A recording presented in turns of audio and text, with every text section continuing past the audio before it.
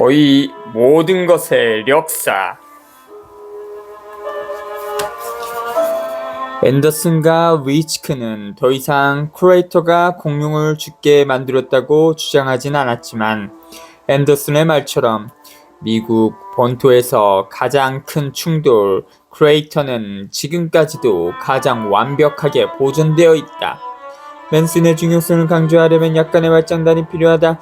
1994년에 충돌 현장으로 확인되었던 체서피크만의 크레이터처럼 더 큰 것도 있지만 모두 해안에서 떨어진 곳에 있거나 변형돼 버렸다. 앤더슨에 따르면 치쿠룹은 2에서 3km의 석회성 밑에 있고, 다른 크레이터들은 대부분 해안에서 떨어져 있으며 연구하기가 어렵지만 맨슨은 쉽게 접근할 수 있습니다. 더욱이 땅속에 묻혀 있었기 때문에 비교적 원래의 모습이 그대로 남아있는 편입니다. 만약 비슷한 크기의 돌덩어리가 다시 우리를 향해서 돌진해 온다면 어떤 경보를 받을 수 있는가에 대해서 물어봤다. 앤더슨은 가볍게 대답했다. 아마도 아무런 경보도 받을 수 없을 것입니다. 돌덩어리가 뜨겁게 달구어지기 전에는 맨눈으로는 볼 수가 없을 것이고, 그런 일은 대기권에 진입한 후에야 일어납니다. 지구에 충돌하기 대략 1초 전에 말입니다. 우리가 이야기하고 있는 것은 가장 빠른 총알보다도 수십 배나 빨리 날아옵니다. 누군가가 망원경으로 발견하는 수밖에 없지만 그것도 가능성이 매우 낮습니다. 그렇지 않다면 정말 마른 하늘에 날벼락처럼 떨어질 것입니다. 그 영화 중에 돈 룩업이라고 레오나르도 디카프리오 나오는 영화가 생각이 나네.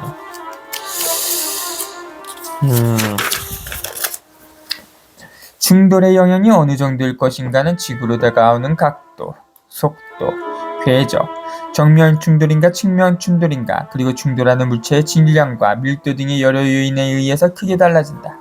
충돌이 일어나고 수백만 년이 지난 오늘날에는 그 중에 어느 것도 정확하게 알아낼 수가 없다. 다만 앤더슨과 위치가 했던 것처럼 과학자들은 충돌 현장을 측정해서 어느 정도의 에너지가 방출되었는가를 알아낼 수는 있다. 과학자들은 그런 자료를 근거로 당시에 실제로 어떤 일이 일어났는가를 짐작할 수 있을 뿐이다. 더욱 소름 끼치는 일이지만 오늘날 그런 일이 일어난다면 어떻게 될 것인가도 짐작할 수가 있다. 우주적인 속도로 날아오는 소행성이나 해성이 지구 대기권에 진입하면 그 속도가 너무 빨라서 그 앞쪽에 있는 공기가 비켜날 틈이 없기 때문에 자전거 펌프 속에서처럼 압축이 된다. 그런 펌프를 써본 사람들은 누구나 알고 있는 것처럼 공기가 압축되면 곧바로 뜨거워진다.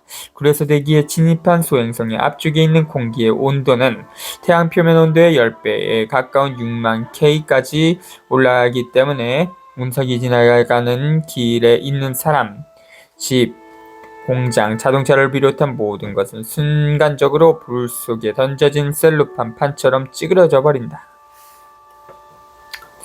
대기권에 진입한 운석은 1초 이내에 지 표면에 충돌한다. 한순간 전까지만 하더라도 맨슨의 사람들처럼 아무것도 모르고 일상생활을 하고 있던 곳에 말이다. 운석 자체는 순간적으로 기화해버리지만 그 충격으로 수천 세제곱킬로미터의 돌이나 흙과 함께 엄청날 정도로 뜨겁게 가열된 가스가 바깥쪽으로 분출된다. 충돌 현장에서 240km 이내에는 진입 당시의 열로부터 살아남은 모든 생물들이 이제는 그런 폭발에 의해서 죽게 된다. 초기의 충격파는 거의 빛의 속도에 가까운 속도로 바깥으로 퍼져나가면서 그 앞에 있는 모든 것들을 휩쓸어버린다. 직접적인 영향권 바로 바깥에서 가장 먼저 겪게 되는 재앙은 인간의 눈으로는 본 적이 없는 엄청나게 눈부신 빛이다. 그 순간부터 1에서 2분 이내에 상상도 할 수 없는 정도의 규모의 종말과 같은 광경이 펼쳐지게 된다. 하늘 끝까지 닿는 무시무시한 어둠이 시속 수천 킬로미터로 퍼져나가면서 시야를 완전히 막아버린다. 그런 어둠은 소리의 속도보다 훨씬 빠르게 다가오기 때문에 소름 끼치는 세상은 엄청난 정막 속에 빠져버린다.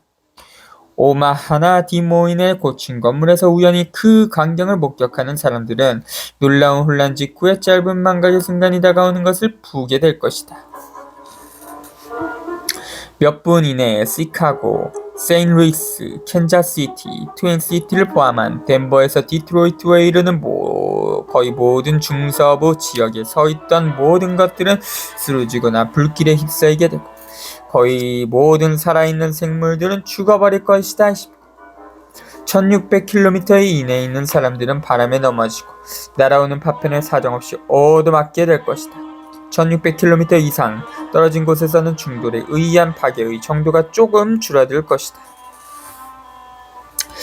그런데 그것은 초기의 충격파에 불과하다. 그 이후에 나타나게 될 피해가 엄청나게 전세계적 규모라는 것을 짐작할 수 있을 뿐이다. 엄청난 규모의 지진들이 연속해서 일어날 것은 틀림이 없다. 전세계의 화산들이 우르릉거리면서 터질 것이다.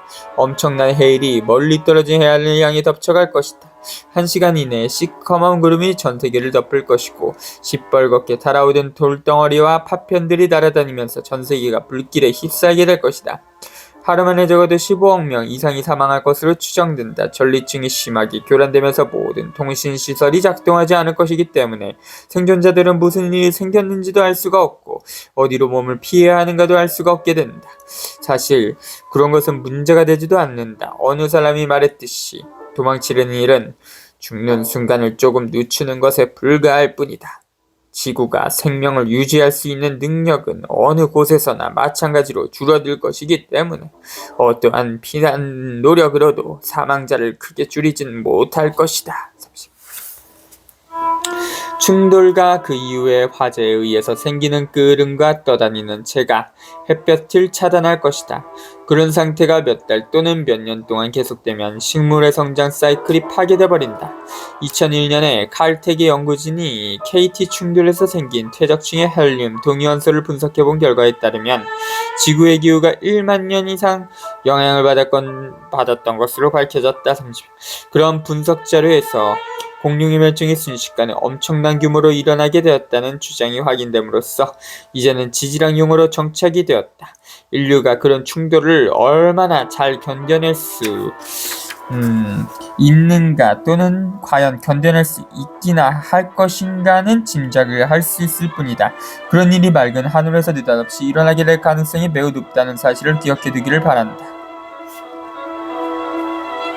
근데 우리가 다가오는 운석을 발견했다고 가정해보기로 하자. 과연 우리가 무엇을 할 수 있을까? 우리가 핵무기를 발사해서 그것을 산산조각 낼 수 있을 것이라고 생각하는 사람들이 많다. 그렇지만 그런 주장에는 문제가 있다. 존 S. 로이스가 지적했던 것처럼 우리의 미사일은 우주에서 작동하도록 개발된 것이 아니다. 미사일은 지구 중력을 벗어날 수가 없고 만약 벗어난다고 하더라도 우주에서 수백만 킬로미터를 날아갈 수 있는 조정장치가 붙어있지 않다. 아마겟돈이라는 영화에서처럼 우주선에 한 무리의 카우보이들을 태워보내서 그런 일을 맡길 수도 없다. 우리는 인간을 달까지 보낼 수 있을 정도로 강력한 로켓을 더 이상 가지고 있지 않기 때문이다. 그런 능력을 가지고 있었던 마지막 로켓이었던 세턴 5호는 몇 년 전에 폐기돼 버렸고 그 이후로 그것을 대체할 로켓을 개발하지 못했다. 더욱이 나사의 구조조정 과정에서 세턴 발사장치 개발 사업이 폐기되어 버렸기 때문에 가까운 시일 안에 새로운 장치를 개발하는 것도 불가능해졌다. 약간 불가사의하고 약간 의심스러운 내용입니다.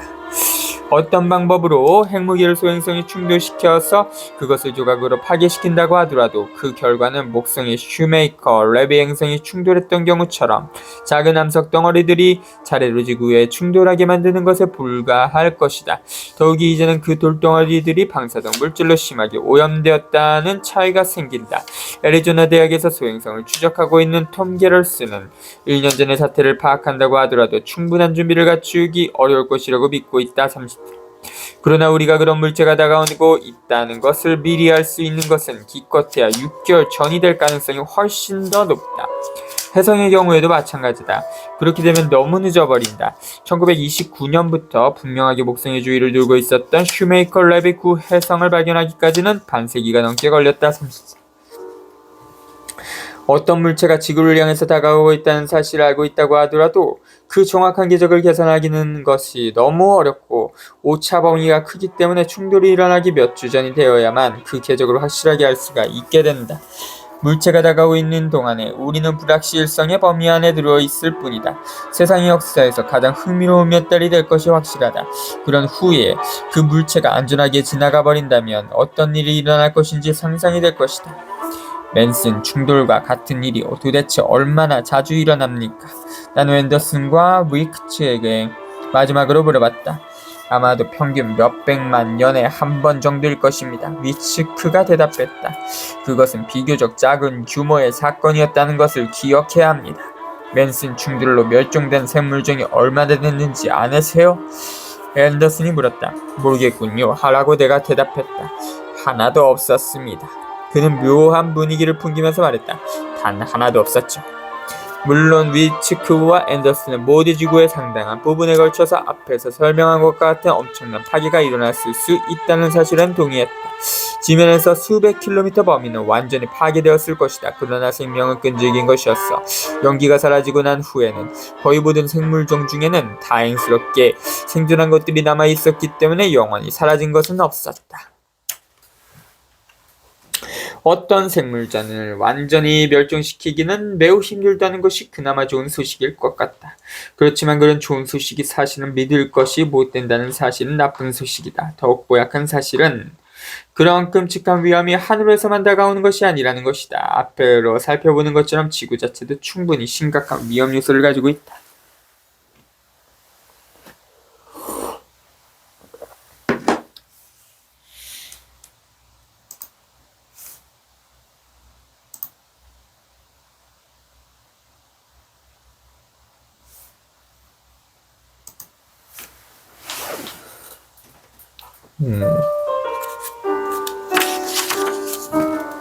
제14장 땅 속에서 타오르는 불. 1971년 여름에 마이크 브루이스라는 젊은 지질학자는 자신이 자라는 오처드라는 작은 마을에서 그리 멀지 않은 네브라스카주의 풀숲을 살펴보고 있었다.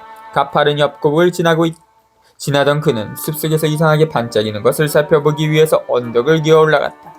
그곳에는 완벽하게 보존된 어린 코뿔소의 두개골이 얼마 전에 내린 폭우에 깨끗하게 씻겨져 있었다. 그 위로 몇 미터 떨어진 곳은 북아메리카에서 발견된 가장 특별한 화석층이라는 사실이 밝혀졌다. 지금은 물이 말라버렸지만 동물들이 물을 마시던 샘이었던 그곳은 코뿔소, 얼룩말을 닮은 말, 뾰족한 이빨을 가진 사슴, 낙타, 거북을 비롯한 다양한 동물의 공동묘지가 되었다. 모두가 지질학에서 마이오스라고 알려진 시기였던 대략 1200만 년 전에 일어났던 알 수 없는 재앙에 의해서 죽은 것이었다.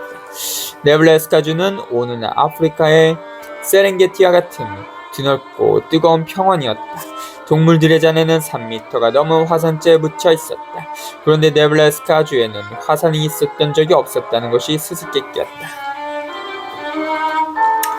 오늘날 브루이스에 의해서 발견된 지역에는 멋진 안내소와 함께 지질정보와 화석층의 역사가 잘 전시된 박물관을 갖춘 주립, 화산재, 화석층, 공원이 조성되어 있다. 안내소에는 방문객들이 큰 창문을 통해서 화석을 손질하고 있는 화석학자들의 모습을 볼 수 있도록 만든 실험실도 있다. 내가 그곳을 방문했을 때는 푸른 작업복을 입은 유쾌한 반백의 인물이 혼자서 작업에 열중하고 있었다. 그가 출연한 BBC의 다큐멘터리를 보았던 나는 그가 바로 마이크 브루이스임을 알아봤다. 주변에 아무것도 없는 그곳을 찾는 사람은 많지 않았던 탓인지 브루이스는 기꺼이 나에게 이곳저곳을 소개시켜줬다. 그는 자신을 화석을 처음 발견했던 곳을 보여주려고 나를 계곡 위 6m 높이에 있는 곳까지 데려다주기로 했다. 이곳은 유골을 찾기에는 적당한 곳이 아니랍니다. 그는 즐거운 듯이 말했다. 그런데 나는 유골을 찾으려고 했던 것이 아니었습니다.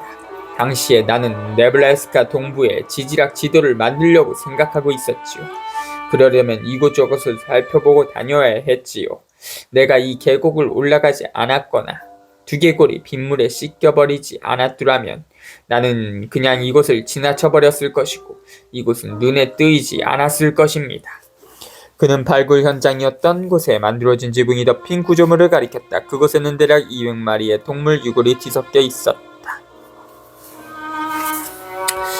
나는 그곳이 유골을 찾기에 적당한 곳이 아닌 이유를 물어봤다. 글쎄요, 유골을 찾으려면 노출된 암석을 살펴보아야 합니다. 그래서 대부분의 화석 학자들은 뜨겁고 건조한 지역을 찾아다니지요. 그런 곳이라고 특별히 유골이 더 많은 것은 아닙니다. 다만 그런 곳에서 유골을 발견할 확률이 더 높기 때문이죠. 그는 변화가 없지만 넓은 주안을 손으로 가리키면서 말했다. 이런 곳에서는 어디로부터 시작해야 하는지를 알 수가 없지요. 이런 곳에도 정말 훌륭한 유골이 있을 수는 있지만 겉으로 드러나는 실마리를 찾을 수가 없답니다. 처음에 그들은 동물들이 산재로 묻혀버렸다고 생각했다. 실제로 브루이스는 1981년 내셔널 지오그래픽에서 그렇게 주장했다. 그곳을 선사시대의 동물의 폼페이라고 불렀지요. 그의 말이었다. 그러나 우리는 곧바로 그 동물들이 갑자기 죽은 것이 아니라는 사실을 깨달았지요. 그러니까 그렇게 불렀던 것은 잘못이었습니다. 그 동물들은 자극성이 강한 재를 많이 흡입하면 걸리게 되는 폐비대, 골리 영양증에 걸려 있었습니다.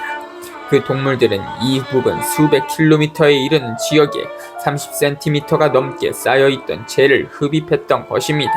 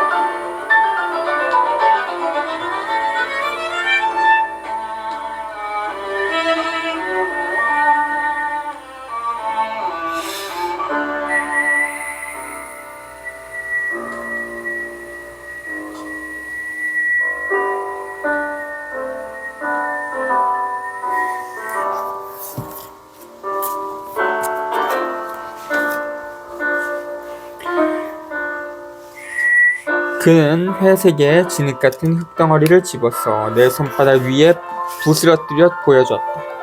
가루였지만 모래처럼 보이기도 했다. 그는 설명을 계속했다. 곱지만 강한 독성을 가지고 있었기 때문에 흡입하기에는 고약한 것이었죠. 그래서 동물들이 안식처를 찾아 샘으로 왔지만 결국은 비참하게 죽어갔습니다.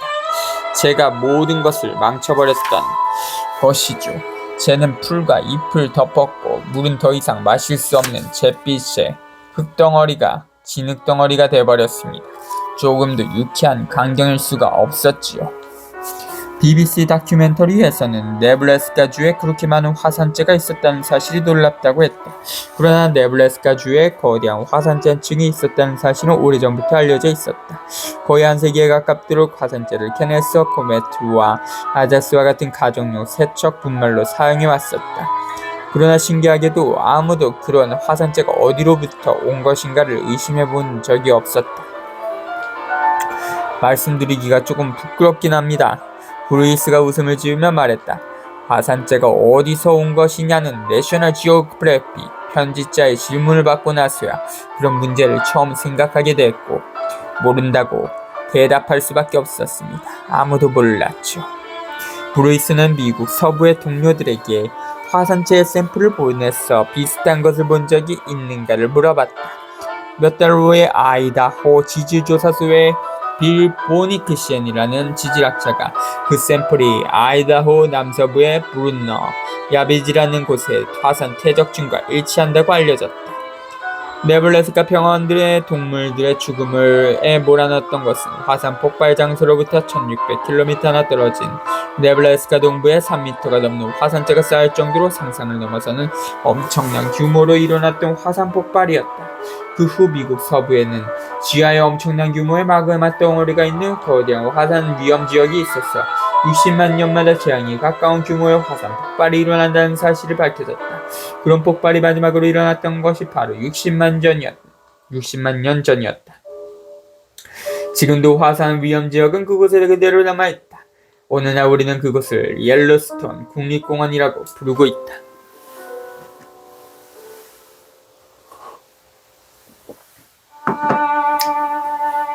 우리는 우리의 발밑에서 무슨 일이 일어나는가에 대해서 놀라울 정도로 아는 것이 없다. 포드가 자동차를 만들고 월드 시리즈 야구를 시작했던 때에도 우리가 지구에 핵이 있다는 사실조차도 모르고 있었다는 것은 정말 놀라운 일이다. 대륙이 물 위에 떠있는 백합처럼 지구 표면을 움직여 다닌다는 사실이 상식이 된 것도 한 세대가 되지 않았다. 리처드 파인만에 따르면 이상하게도 보이겠지만 우리는 지구의 내부보다는 태양 내부의 물질이 어떻게 분포하고 있는가에 대해서 더 잘 알고 있다.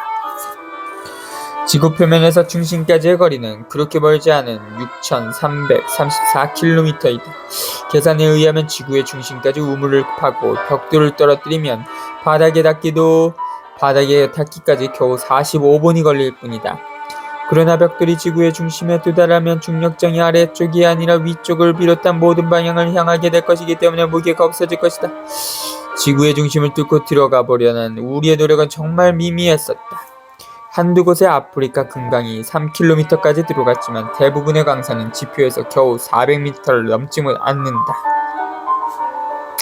만약 지구가 사과였다면 우리는 아직 껍질도 벗겨보지 못한 셈이다. 정말 우리는 근처에 가보지도 못하고 있다. 한 세기 전까지만 하더라도 가장 많이 알고 있던 과학자라고 하더라도 지구의 내부에 대해서는 석탄 광부의 수준을 벗어나지 못했다. 땅속을 파들어 가다가 암석에 부딪히면 그것이 전부였다. 그러던 1906년에 아일랜드의 지질학자 R.D. 올덤은 과테말라의 지진 기록을 살펴보던 중에 지구 내부 깊숙한 곳까지 침투한 충격파가 어떤 장벽을 만난 것처럼 비스듬한 각도로 튕겨진다는 사실을 발견했다. 3년 후에 자그레브의 지진 기록을 검토하던 크로아티아의 지진학자 안드레이아 모호로비치치도 역시 비슷한 반살파를 발견했지만 이번엔 훨씬 얕은 곳에서 생긴 것이었다. 그는 지각과 그 밑에 있는 층인 멘트롤 사이의 경계면을 발견했던 것이다. 멘트롤의 존재는 모호라고 줄여서 부르는 모호로비치치치 불연성 면이 발견되었을 때부터 알려져 있었다. 우리는 그때부터 여러 층으로 된 지구의 내부에 대해서 희미하게나마 알아내기 시작했다. 정말 희미한 수준이었다. 뉴질랜드의 지진에서 얻은 기록을 연구했던 덴마크의 잉겔레만이 지구에는 2개의 핵이 있다는 사실을 발견했던 것은 1936년이었다. 오늘날 밝혀진 사실에 따르면 내부의 핵은 단단한 고체이지만 올덤이 발견했던 외부의 핵은 액체 상태이고 지구 자기가 나타나는 곳으로 보인다. 레만이 지진 기록으로부터 지구 내부에 대한 지식을 쌓아가고 있던 동안에 캘리포니아 칼텍의 지질학자 2사람은 연속적으로 일어나는 지진을 비교할 수 있는 방법을 고안하고 있었다. 그들은 찰스 리터와 베노 구텐베르크였지만 공정성과는 아무 상관이 없는 이유 때문에 그들이 함께 고안한 척도에는 곧바로 리터의 이름만 붙여졌다. 그 척도는 사실 리터와도 상관이 없었다. 그것을 자신의 이름을 붙여서 부른 적이 한 번도 없을 정도로 겸손했던 리터는 언제나 크기 척도라고 불렀다. 과학자가 아닌 사람들은 언제나 리터 규모, 리터 마그네튜드를 잘못 이해해왔다. 리터의 사무실을 방문했던 사람들이 그 유명한 규모가 일종의 기계라고 생각하고 그것을 보여달라고 했던 초창기보다는 사정이 나아지기는 했다. 물론 규모는 기계가 아니라 개념이었다. 규모는 지표면에서 측정한 지진의 정도를 임의의 작대로 표현한 것으로 지수함수적으로 증가한다. 그래서 규모 7.3인 지진은 6.3인 지진보다 50배나 더 크고 5.3인 지진보다는 2,500배나 더 강력하다. 적어도 이론적으로는 지진의 상한은 없고 마찬가지로 하한도 없다. 규모는 단순히 힘의 크기를 나타내는 것으로 그 피해의 정도와는 상관이 없다.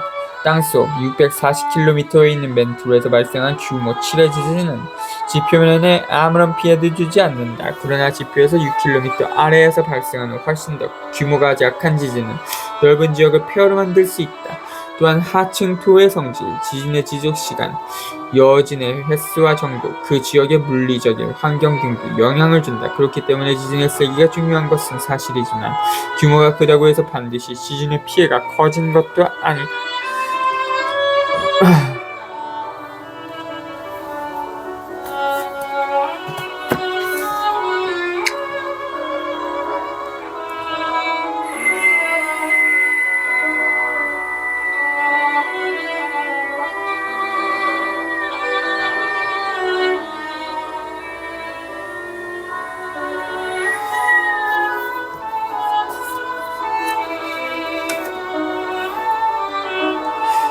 규모가 고화된 후에 일어났던 지진 중에서 가장 큰 지진은 논란의 여지가 있긴 하지만 1964년 3월 알래스카의 프린스 윌리엄만에 일어났던 리터 규모 9.2의 지진이거나 1960년 칠레 해안의 태평양에 있었던 지진이었다. 칠레 지진은 당초 리터 규모 8.6으로 기록되었지만 훗날 미국 지질조사를 비롯한 몇몇 기관에 의해서 그야말로 엄청난 규모 9.5로 밝혀졌다. 그런 사실에서 알 수 있는 것처럼 규모를 측정하는 일은 엄밀한 과학이라고 할 수가 없다. 특히 사람이 살지 않는 외딴 곳에서 일어나는 지진의 경우에는 더욱 그렇다. 어쨌든 두 지진은 놀라운 것이었다. 1960년의 지진은 남아메리카의 해안지방 전체에 피해를 주었을 뿐만 아니라 그 결과로 생긴 해안은 태평양을 건너 9,600km 떨어진 하와이 힐루의 중심가를 거쳐서 건물 500채와 60명의 인명피해를 했다. 해일은 일본과 필리핀까지 영향을 미쳤어 더 많은 희생자가 생겼다. 그러나 순전히 한 곳만을 집중적으로 파괴했던 지진 중에서 역사상 가장 강력했던 것은 아마도 1755년 모든 성인의 휴일이었던 11월 1일에 포르투갈의 리스본을 갈갈이 찢어놓은 지진이었을 것이다. 아침 10시 직전에 도시를 덮친 지진은 오늘날의 규모로는 9.0 정도였을 것으로 짐작되고 강력한 수평 진동이 7분 동안 지속됐다. 강력한 진동으로 항구의 물이 솟아오르면서 15m 높이의 파도가 일어서 피해는 더욱 커졌다. 진동이 멈추고 3분이 지난 후에는 처음보다 조금 약해지긴 했지만 두 번째 지진이 또 밀어닥쳤다. 마지막이었던 세 번째 지진은 2시간 후에 일어났다. 결국 6만 명의 사망자가 발생했고 몇 킬로미터에 걸친 지역의 건물들이 모두 무너져 버렸다지. 1906년의 샌프란시스코 지진은 리터 규모 7.8이었고 30초 동안 지속되었을 뿐이었다. 18.